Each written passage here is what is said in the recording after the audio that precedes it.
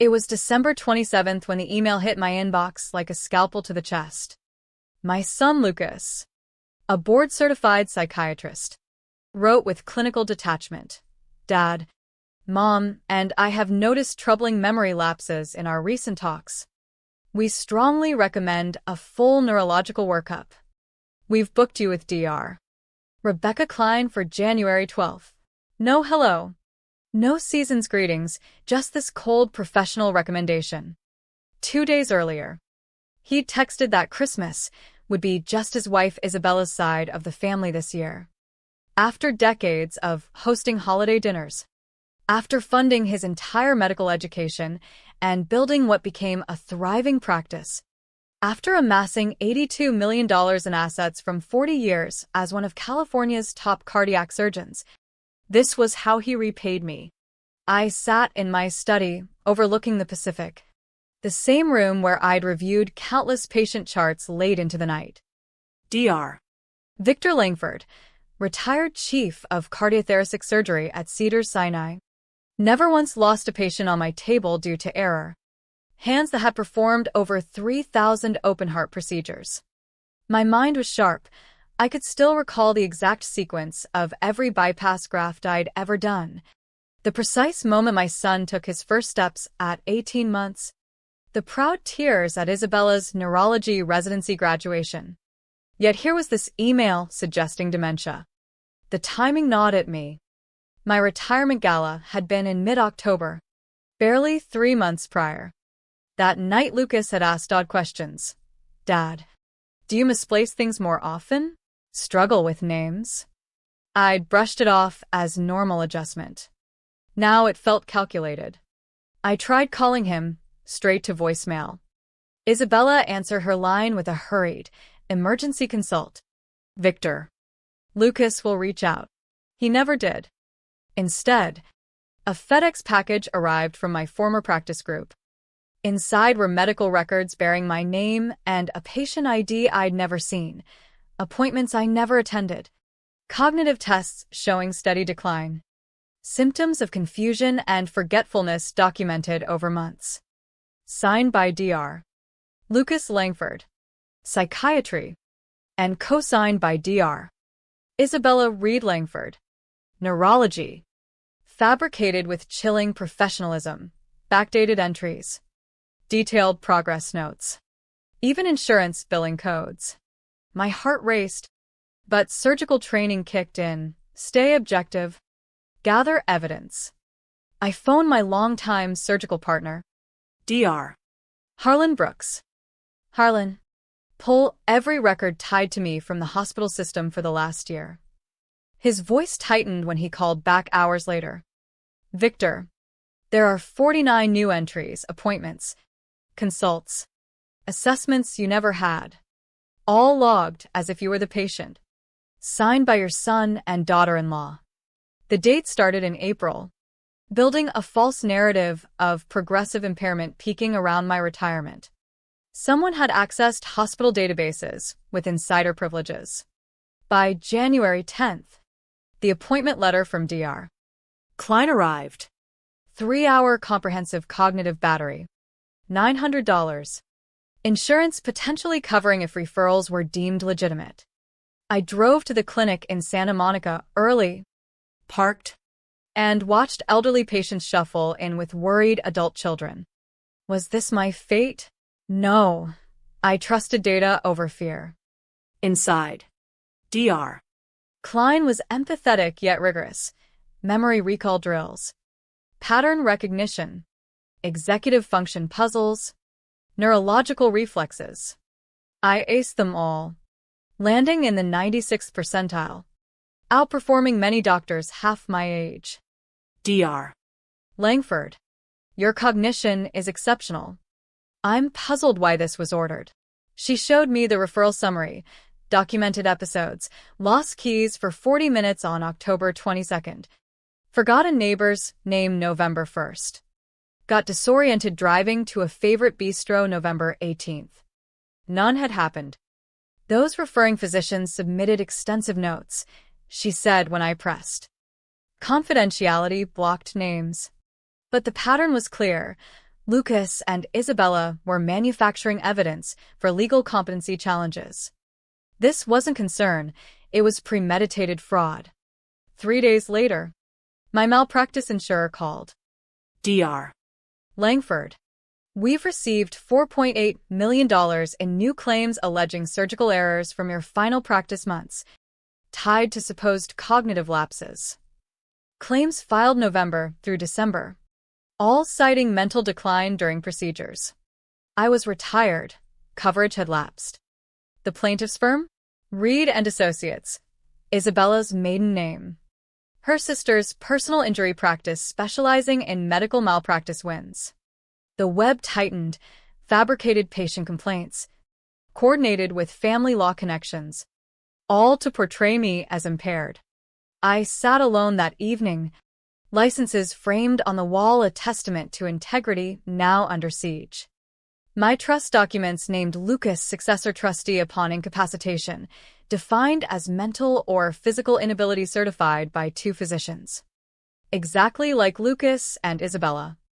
The malignancy wasn't in my body, it grew in the people I'd trusted most. The confrontation came faster than I anticipated. Lucas called Saturday morning after weeks of silence. Dad, we need a family medical discussion about your test results and care planning. His tone was measured. Doctor to patient. The results were flawless. Lucas. Dr. Klein confirmed no impairment. One snapshot doesn't erase observed decline over months, he countered. We're worried about your safety. Judgment. Finance. Their finances. The true target. I hung up and immediately contacted my estate attorney of 22 years. Thomas Whitaker. Thomas. Emergency meeting. My son and daughter-in-law are building a fraudulent case for guardianship. He arrived before they did. Briefcase ready. At 2 o'clock, Lucas and Isabella entered in tailored suits. Briefcases bulging with folders. Expressions grave like delivering bad news to a terminal patient. They flinched seeing Thomas. Dad. This was supposed to be private family, Lucas said. Isabella opened her folder. Documented incidents. Timestamps. Witnesses, neighbors. Colleagues, noting confusion. I demanded names. She cited confidentiality. You're inventing evidence for asset control, I stated flatly. The room chilled. Thomas noted everything. They pivoted to protecting you from poor decisions and elder oversight protocols. When they mentioned contacting the medical board about my final practice months, the lie was blatant. 0 complaints in my career. Thomas ended the meeting. Future contact through him only. They left with professional calm. But the petition arrived Monday. Emergency guardianship citing 49 pages of falsified records. Affidavits from concerned colleagues, including Isabella's cousin Dr. Derek Reed claiming disorientation at my gala.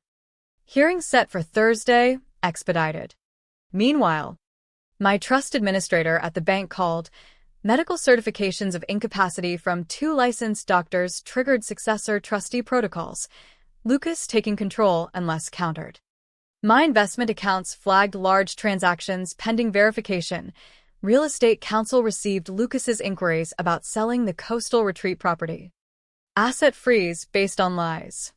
Thomas dug into the records. Sophisticated formatting. Correct terminology. Consistent signatures. Database entries appearing authentic. Hacking or insider access. Likely the latter, hospital privileges. I spent nights reviewing timelines. Fake incidents from April. Questions at retirement. Claims in November. Petition in January. 6 months orchestrated. Unknown to them. I'd begun recording calls and meetings since November. Sensing the shift. Thursday morning in Los Angeles Superior Court. Judge Selena Vargas presided. Lucas and Isabella arrived with a legal team, malpractice, elder law, estate specialists, armed with charts, timelines, expert witnesses ready. Their presentation overwhelmed with medical jargon and apparent evidence volume. Lucas testified as expert observing first-hand deterioration. Isabella confirmed neurological signs. Judge Vargas noted the documentation seemed thorough. Do you dispute this? Dr. Langford. I stood. Every page is invented. Thomas presented counter-evidence. Dr. Klein's clean evaluation, financial competency letter, and sealed recordings. Objections flew over legality. But California law permitted recordings during fraud investigations. The judge allowed playback. 48 minutes of kitchen conversation from Tuesday. Lucas's voice outlining how Wong's test wouldn't matter against 6 months of documented decline. Isabella noting insurance claims lending credibility. Admissions of backdating records. Fabricating incidents. Coordinating bogus suits via her sister's firm. They discussed liquidating real estate post-guardianship, transferring assets, staging gradual recovery in 2 years as a medical miracle. Silence gripped the courtroom. Lucas stammered it was out-of-context hypotheticals. Isabella tried minimizing. Judge Vargas ruled. Clear conspiracy evidence, medical fraud, insurance fraud, elder abuse. Petition denied. Restrictions lifted. Matter referred to DA and medical board. The gavel's echo still rang as Lucas and Isabella sat stunned. Attorneys whispering exit strategies. Thomas requested I address them. Lucas. You chose greed over healing. Isabella. You violated your oath. You're no longer family, you're criminals. We exited into bright California sun, but the storm intensified. LAPD Financial Crimes Detective Carla Mendoza called that afternoon. The DA had fast-tracked our evidence. Dr. Langford. This matches patterns we've seen, medical pros targeting retired physicians via competency scams. 3 similar cases last year. 2 victims lost millions before exposure. One involved a Dr. Derek Reed, Isabella's cousin, who'd targeted his uncle. The network spanned families with medical ties, using fraud to seize assets. Estimated 50+ million stolen in 2 years. They fitted me with recording gear for a reconciliation meeting Lucas requested Sunday night. Monday, Lucas and Isabella arrived without lawyers. Apologetic tones. We overreacted to health worries. They minimized felonies as communication errors, suggested dropping complaints for restored relations and co-trustee modifications. Pressed. Isabella mentioned cousins in medicine providing guidance on protocols. I played back prior recordings, faces drained of color. They confessed more under pressure. Some malpractice settlements paid early, $260,000 diverted to legal expenses. Then the extended network slipped. Chun, no. Read family group chats, sharing techniques. Timelines matching other victims. I revealed my spreadsheet from doctor networks, 12 cases across states. Fabricated diagnoses. Asset grabs. Their emails confirmed coordination. Excellent execution like Uncle's case. The doorbell rang. Detective Mendoza entered with FBI agents. Dr. Lucas Langford. Dr. Isabella Reed Langford. You're under arrest for conspiracy. Wire fraud. Racketeering. Elder abuse. Handcuffs clicked. Miranda rights read. Warrants executed simultaneously across states on 14 medical pros. 6 firms. Compromised insurers. 32 charges. My evidence was pivotal. As they were led away, Lucas whispered, Dad. Sorry. Sorry you were caught, I replied. Detective Mendoza stayed. Target lists found showed my name prioritized for $82 million. Exploitation via family medical leverage. 6-month doc phase. 3-month execution. Forensic accountants uncovered deeper layers during seizures. The Reed network laundered $200 million over 5 years for international medical device fraud, counterfeit cardiac monitors. Substandard implants sold globally with fake approvals and kickbacks. My assets would have legitimized dirty money through inheritance planning, then endorsed fraudulent equipment using my reputation. Other victims targeted for similar testimonials endangering patients. 14 countries involved. My case cracked the operation. Restitution proceedings recovered $150 million. My share $12 million plus compensation. Federal government allocated $20 million recovered funds for a new medical ethics foundation, fraud prevention, integrity training. I converted the beach house into headquarters with ocean views, Dr. Harlan Brooks co-directed alongside 11 other victim physicians. Andrew No. Lucas wrote from prison seeking forgiveness, claiming growth. Isabella's letters were monthly, remorseful, life-shattered. I filed them unanswered. Ethics demands boundaries. The foundation trains medical students, alerts retired docs, consults law enforcement. Last month, we helped an Arizona surgeon spot warning signs from his daughter-in-law. The board honored our work for preserving integrity. 6 months on. Sunsets over the Pacific remind me of that December email. Family chose money over medicine. I chose medicine over blood. Clean excision preserved what mattered most. The foundation now fields daily calls. Medical schools integrate our modules. Residencies mandate ethics hours. One recent success, guiding a Nevada retiree whose son pushed similar eval. Evidence gathered preempted petition. Family confronted privately. Network links severed. Total convictions, 14. Average 8 years. Full restitution $58 million. International ops dismantled. Patient risks mitigated. Yet letters persist. Lucas details prison routine, rehabilitation programs, hopes for reconciliation.